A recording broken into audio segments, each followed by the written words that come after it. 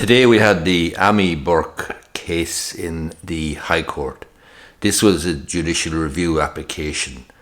Miss Burke, Ammi Burke, was a solicitor working for Arthur Cox Solicitors. She was dismissed in 2019. She brought a case to the Workplace Relations Commission, as you're supposed to do when you're unfairly dismissed, if that's your choice. She went to the WRC. A hearing was held then in 2021 or thereabouts, and the outcome of it was that her case was dismissed by the adjudication officer, Kevin Bainham. In the particular case, on the day, Kevin Bainham was forced to warn Miss Burke and her mother about their conduct and the inappropriate conduct and behaviour in which they were engaged. He warned them 3 or 4 times, and eventually, in trying to swear in a witness for the employer's side, for Arthur Cox, he was unable to do that, Mr. Bainham, because of the interruptions from Miss Burke and her mother. So the case was dismissed. Miss Burke then brought a judicial review application, and that goes to the High Court. And basically she was arguing that she should have another hearing at the WRC, that the adjudication officer, Kevin Bainham, was incorrect in dismissing her case. He wasn't entitled to do so, and that he was conducting it incorrectly in any event. She was arguing that it's supposed to be an inquisitorial or investigative process rather than an adversarial process, and she claimed that he relied on or reduced it to an adversarial process, and this was incorrect. In any case, the case was dismissed. It went to the High Court, where after having 2 days in the High Court in front of Miss Justice Marguerite Bulger, Miss Justice Bulger was a senior counsel who specialised in employment law, in particular in discrimination law. She's written books about discrimination, which would be sort of seminal or foundational books about discrimination law in Ireland and about employment equality. So if a judge was to know anything about employment law, then certainly Miss Justice Marguerite Bulger would have been such a judge. Now, the case went on for 2 days, and between the jigs and the reels, you had Ammi Burke, Miss Burke, making her own submissions, and basically she was arguing that her case should be sent back to the WRC for a fresh hearing.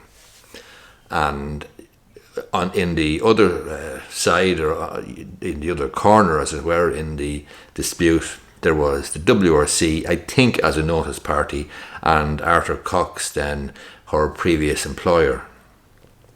The hearing went on for 2 days, but after Miss Burke applied for the judge to recuse herself from the case on the grounds of bias, according to Miss Burke, the judge said that she wasn't biased, and that the test for objective bias in such a circumstance is well known, and there's no way that she could be found guilty of objective bias, and therefore did not recuse herself, and the case went ahead. Yesterday was relatively uneventful insofar as Miss Burke made her submission, but it all went downhill today, and between the jigs and the reels, the bottom line is Miss Justice Butler has dismissed Miss Burke's case because of what she described as the appalling behaviour of Miss Burke, who insisted on reciting a mantra that somehow the judge was litigating the case for the WRC and for Arthur Cox, and she refused to reduce the volume of her voice and refused to stay quiet when the other side of the argument was making their case. So there was senior counsel for Arthur Cox, there was senior counsel for the Workplace Relations Commission, and Miss Burke insisted on reciting a chant, as it were, somewhat similar to the chant that they recited below in the Mullingar Park Hotel at the disciplinary hearing, Where is John Rogers?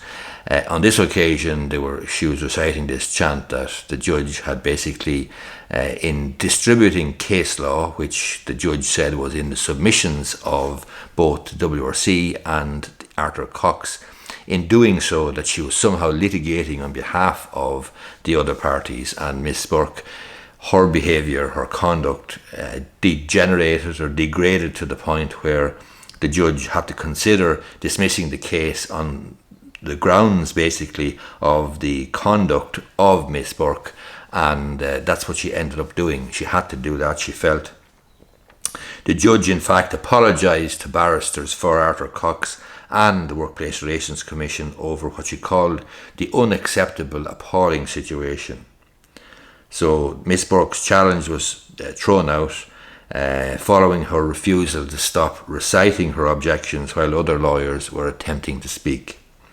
Miss Justice Marguerite Bulger granted the application from the WRC and Arthur Cox to dismiss the case in its entirety due to Miss Burke's conduct, which she said was undoubtedly an abuse of process. She's going to give a written judgment later on. She apologised to lawyers representing the WRC and Arthur Cox for having to endure what she called the unacceptable, appalling situation. She said the court is horrified that any litigant, and in particular a qualified solicitor, would conduct themselves in this manner before the court. The judge made her ruling as Miss Burke was continuously repeating her complaint at a raised volume that the court was litigating the case of Arthur Cox and the WRC. She was unhappy that the judge had supplied printed copies of case law, which the judge said was cited in submissions by the WRC and Arthur Cox. Reciting from a piece of paper, Miss Burke repeatedly asked the judge to take back the printed copies.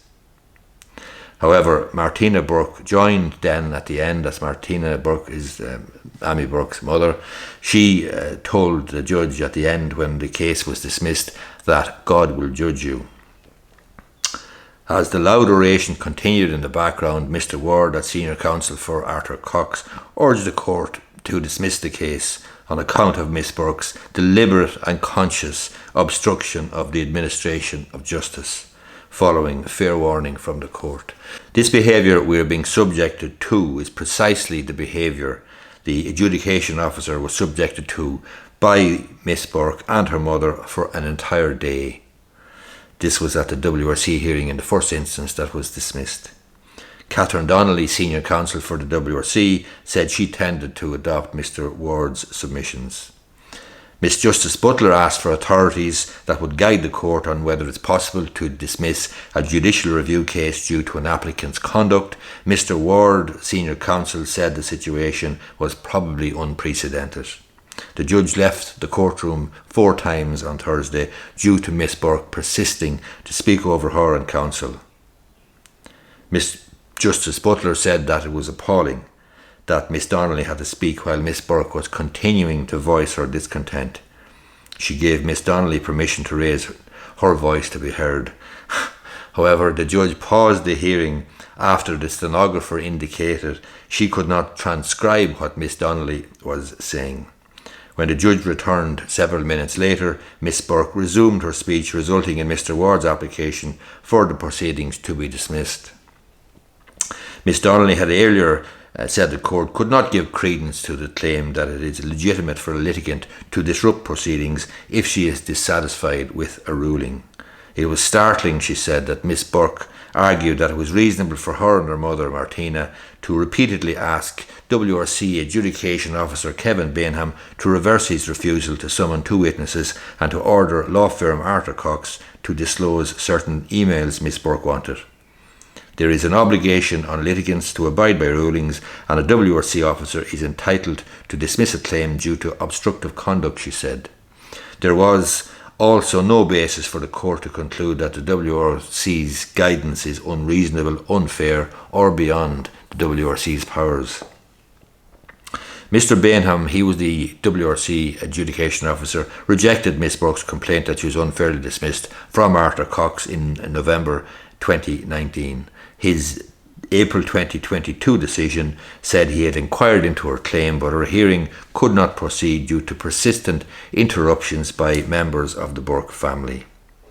Miss Burke submitted to the High Court on Thursday morning that it was not at all unreasonable for her and her mother to repeatedly ask the officer to conduct the hearing lawfully, and it was reasonable for them to maintain that Arthur Cox should be required to disclose the emails. Miss Burke was asking the judge to quash the WRC's April 2022 decision and to remit her unfair dismissal claim to a different adjudication officer for fresh consideration. So the prize for Miss Burke in this judicial review would have been to have this case sent back to the WRC for a fresh hearing. The judge has dismissed the case, however, on the basis of Miss Burke's conduct. Therefore, the judge hasn't even had to make a determination on the issues, on the arguments, on the submissions made by both parties. Such was the conduct of Miss Burke that the case was simply dismissed. And as I say, and I repeat myself, the judge has not had to make a determination about the issues as to whether the case should have been dismissed in the first instance by Kevin Bainham, the adjudicator, and whether it should be sent back to the WRC for a fresh hearing with a different adjudication officer. You would have thought that Miss Burke would have ensured that at the very least that Miss Justice Marguerite Bulger would have had to make a decision in that regard, but she hasn't done so. She hasn't had to do so because the conduct was so bad that she felt she had no choice but to accede to the request from the other side, senior counsel, to dismiss the case on the basis that Miss Burke's conduct was so appalling. What she was arguing for was to go back to the WRC. That's not a runner now, so the only place she can go now with it is to the Labour Court on an appeal of the WRC decision by the adjudication officer to dismiss her dismissal, or to dismiss her unfair dismissal case. So that's where it's going to go next. She had put in an appeal to the Labour Court. That was in abeyance whilst the High Court decision, the High Court case, the judicial review application was sort of pending. Obviously it's not pending anymore because it's been thrown out. So she can go on now to the Labour Court and seek to have the decision of the adjudication officer overturned, and basically seek to have her case heard at the Labour Court about unfair dismissal for Arthur Cox. And remember, the hearing at the Labour Court will be a hearing de novo. In other words, it will start from scratch. Hope you find this video useful. If you do, I would appreciate if you gave it the thumbs up down below, and you may be interested in subscribing to my YouTube channel. If you are, hit the subscribe button and hit the bell icon, and you'll be notified every time I upload a video. And I generally upload a video or publish a video at least twice a week on this channel. Thanks a lot.